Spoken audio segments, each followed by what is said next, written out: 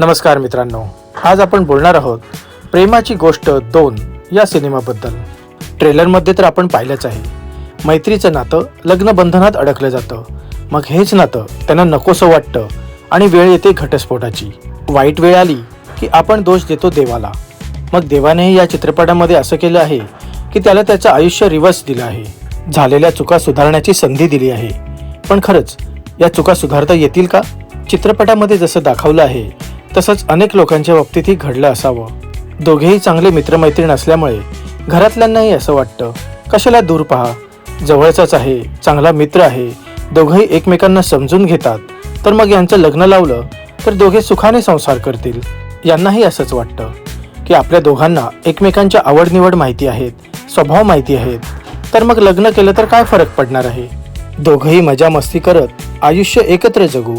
पण लग्नानंतर आयुष्य कसं बदलत जातं ते आपण या चित्रपटाद्वारे पाहणारच आहोत। जेव्हा मित्रमैत्रीण असतो तेव्हा एकमेकांच्या चुका आपण सांभाळून घेतो। समोरचा जरी चुकला तरी आपण फार काळ अबोला धरत नाही, कारण आपल्या अवतीभोवती सगळे मित्र असतात, ते चुकांवर पांघरून घालतात आणि मग आपणही हळूहळू ते विसरत जातो आणि पुढचं आयुष्य जगत राहतो। आणि लग्नानंतर आपण नेमकी हीच चूक करतो, आपण एकमेकांच्या चुका विसरत नाही, त्या मनात ठेवतो। लग्न झाल्यामुळे नवरा बायकोमध्ये होणाऱ्या भांडणाचं डिस्कशन मित्रांबरोबरही करू शकत नाही, कारण आपले मित्र आपल्यावरच हसतील। ते म्हणतील, अरे पहिला तर तुम्ही सगळे व्यवस्थित होतात, आता काय झालं, ही भीती मनात राहते। मग हळूहळू मनातला राग वाढत जाणं, भांडणं होणं, एकमेकांचं काहीच न पटणं आणि याचा परिणाम घटस्फोटापर्यंत जातो। आणि मग आपण आपल्या आयुष्यात खूप मोठी चूक केली आहे असं आपल्याला वाटू लागतं।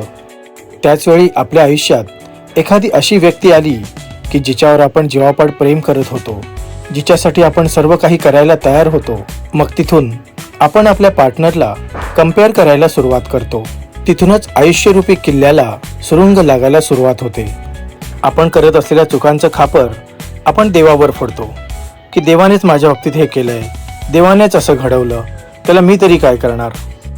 मित्रांनो, हा चित्रपट जरी साऊथ मूव्ही ओम माय कडावुले याचा रिमेक असला तरी लग्नानंतर होणाऱ्या संभाव्य चुका कशा टाळाव्यात यासाठी हा चित्रपट जरूर पहा। लग्न अगोदर मैत्री असली किंवा लग्नानंतर मैत्री झाली तरी आपल्या नात्यामध्ये कधीच कटुता येऊ नये म्हणून हा चित्रपट नक्की पहा। चित्रपटाचं दिग्दर्शन सुप्रसिद्ध दिग्दर्शक सतीश राजवाडे सर यांनी केलं आहे। त्यांनी चित्रपटाला दिलेला रोमॅन्टिक टच नक्कीच पाहावयास मिळेल। भेटूया पुढच्या व्हिडिओमध्ये। जय हिंद, जय महाराष्ट्र।